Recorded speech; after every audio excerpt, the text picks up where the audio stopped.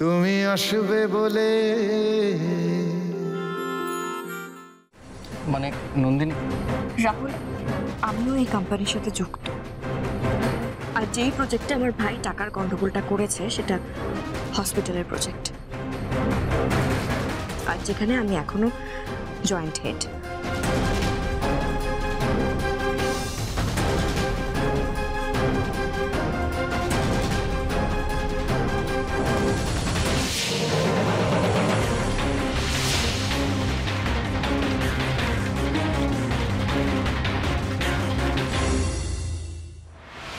কি হচ্ছে এসব বাড়িতে? তুমি কেন আটকাচ্ছ না? আমি জানি না কি হচ্ছে, আমি জানি না। এটা তোমার প্ল্যান? আমি সত্যি বুঝতে পারিনি নন্দিনী ব্যাপারটাকে এত অব্দি নিয়ে আসবে। মানে প্রচন্ড বেশি বাড়াবাড়ি শুরু করেছে।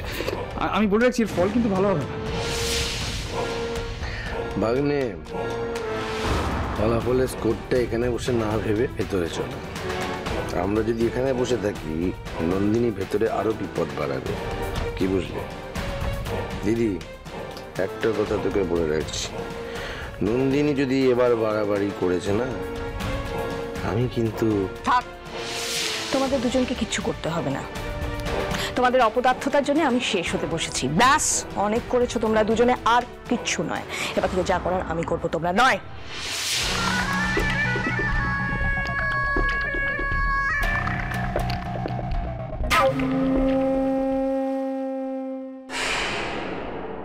মিতা, এই ফাইলগুলো তুমি অভিকে দিয়ে সাইন করিয়েছো?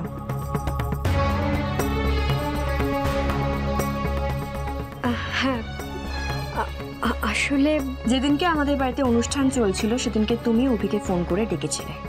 হ্যাঁ, আর যেই ফাইলগুলোতে তুমি সই করালে সেই ফাইলগুলোতেই টাকার গন্ডগোল বেরোলো। কেন মিতা?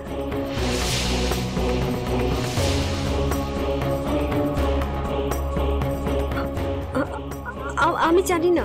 আমি কিছুতে একটা ব্যাপার বুঝতে পারছি না। অভি এত ইন্টেলিজেন্ট ছেলে, এতগুলো ফাইল না দেখে কেন সাইন করলো? কারণ ও সরল মনে বিশ্বাস করেছিল। কেউ কি এটা বুঝতে পারে যে তার চারদিকে বিষধর সাপ ঘুরে বেড়াচ্ছে?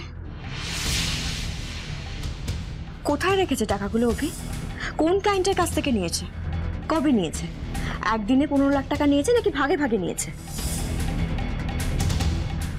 তোমাকে কে বলেছিল এই ফাইলগুলো ওকে দিয়ে সই করাতে?